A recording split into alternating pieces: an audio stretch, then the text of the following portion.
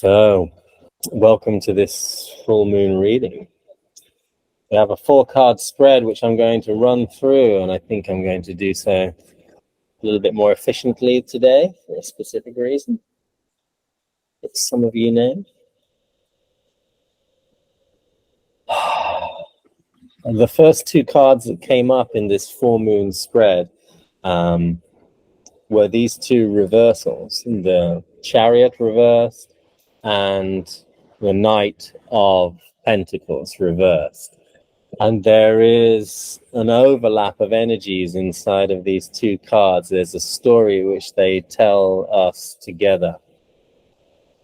But because it's one personality card or characteristic card and one major arcana card of life lessons, there is the reversal of this major arcana card asking us to turn it around, to learn the lesson that the Chariot really speaks about. And so the Chariot speaks about movement. It speaks about this quality conscious connection that we have to the divine, and this embodiment of that connection, so much so that we can walk, move, make choices in life while staying connected to our hearts, staying connected to higher guidance, feeling that guidance as a part of us instead of something outside of us, but feeling it inside of us, and keeping that connection conscious so that our choices that we make in life are going to be consciously directed towards our higher good, or the higher good of humanity, which is pretty much all the same thing. When this card is upside down, there's obviously what we're asked to be looking at right now in our lives is what is the resistance that we have to taking on extra responsibility and actually owning our choices in a way where, and it's interesting because it's not owning them in an egotistical way, and that, because that could be part of the issue. That could be part of the fear about why we don't want to choose to move faster in a certain direction, why we don't want to embrace new challenges in our life, because we are the ones, or our ego is the one that might feel like it's failing, that might feel like it's not succeeding, or not doing the right thing, or caught up in shoulds and shouldn'ts.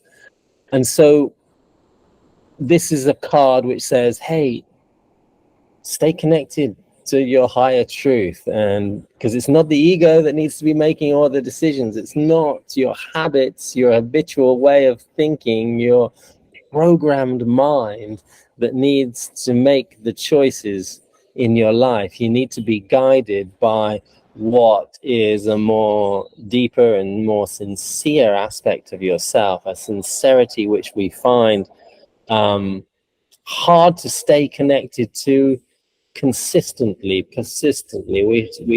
We get caught up, like this knight does, in the material world, in our habits, in our routines, which may be good routines on some level, maybe genuinely honest, habitual ways of working, ways of interacting with the world, things that we eat, things that we do on a day-to-day basis. They may give us some pleasure. They may give us some aspect of joy. They may bring to us in our lives something that feels like it's aligned.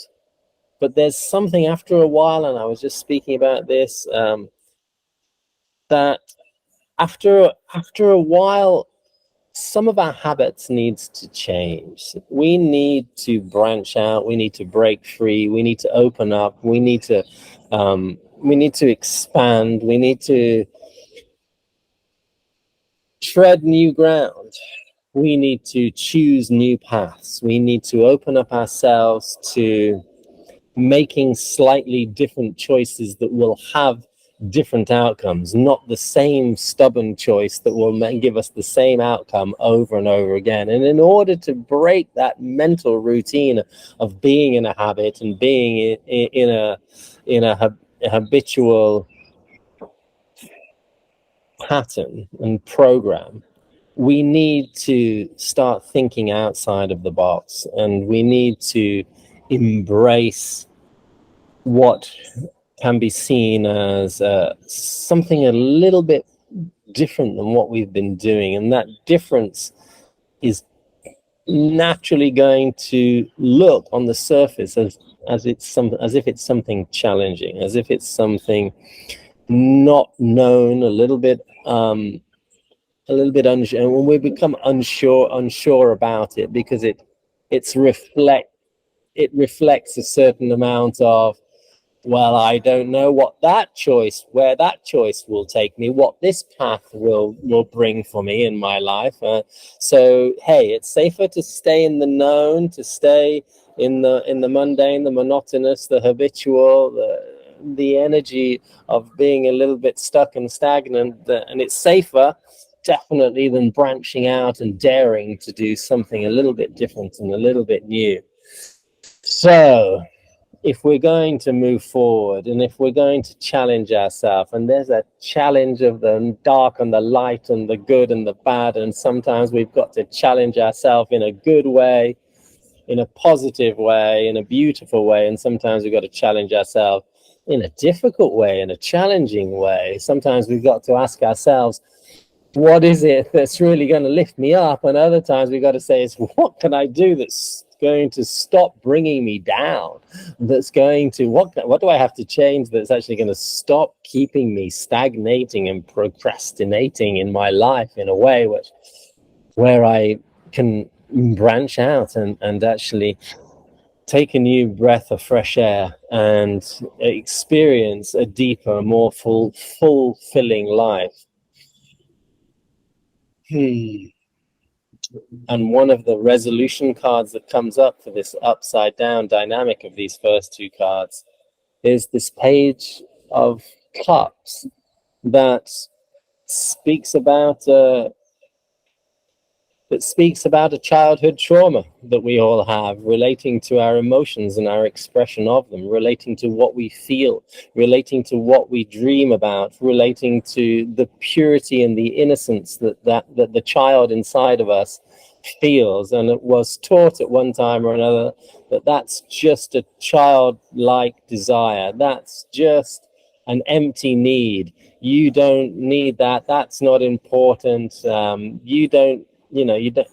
We all have so many traumas on an emotional level from our childhood, from the simple trauma of, hey, expressing ourselves in a wild and angry way and a wild, joyful way, and being told that we're too much, or being told that, hey, we got to calm down, we got to shut up, we got to be quiet, we've got to, because the emotional emanation of a child is so vast and so pure that everybody else feels it. And adults, usually we've taught ourselves not to really respect that level of openness, and we've been taught since we were children that it's dangerous to be that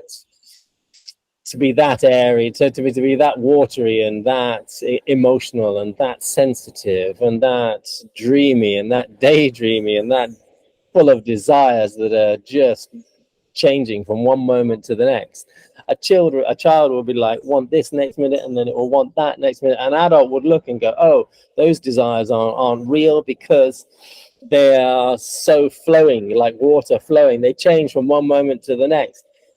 That doesn't make them not real. What makes them not real is our mind that tells them, no, you shouldn't want that. That's not something that you should want. And we all have a certain amount of emotional suppression, because it's not safe to express ourselves emotionally in this world that doesn't really have a very high level of emotional tolerance. And there are so many emotions that when they are expressed, they create a reactive tendency where people feel hurt and people feel victim type story. And so emotional expression and consequently actually feeling the emotions and allowing those emotions to be felt becomes a repressed dynamic. We actually deny our relationship. And so this page is, and when I speak about this page as being a resolution card to this whole dynamic, is because this page wants us to get in connection with that child, wants us to see the healing that we actually need, the healing that we need to embrace in order to be as sensitive as we want to be, to dare to dream and to dare to want the most purest and the most simplest of things, to get in contact with that simplicity inside of us, because we've been taught to make life also complicated. And this page, his dreams, her dreams, in that feminine sense, her dreams they're not tainted by the world's shoulds and shouldn'ts. They're pure in nature. And so our dreams are very much conditioned ones. They're very much taught ones a lot of the time. We're told, you should want this, this is important.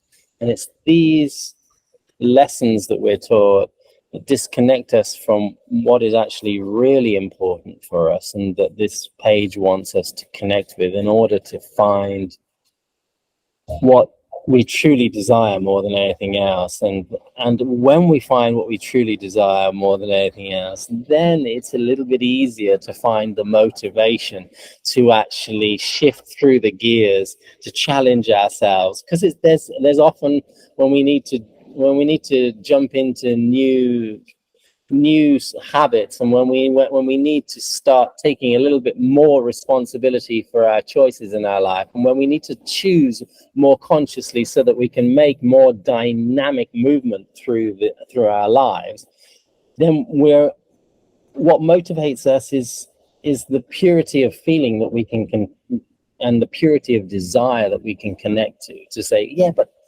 I really want this. And it doesn't matter how many times we ask ourselves this question of, what do I really want? What do I really want? What do I really, really want? Is something that we need to kind of come back to on a daily level, because it's finding that desire that actually will motivate us to. And the last card in this reading is the Fool, who's willing to take that leap of faith. It's that purity and innocence that's in the child that was also in the Fool, that represents that faith that, hey, if I follow this, if I'm really connected to this magic inside of me, this talking fish inside of me, if I can really hear what's definitely and powerfully real for me on an emotional level, and that's going to fire me up to take the action that I need to take, and to make a plan about maybe doing something differently so that I can move more clearly through my life. But it's going to require a leap of faith. It's going to require feeling that trust in the divine, which the Chariot, when he's the right way up, has very much. And that trust that we following our hearts, even though it might take a little bit of practice to understand what that feels like and what that looks like. Following our hearts is actually the only way to go, and the only way to really move forward towards a more conscious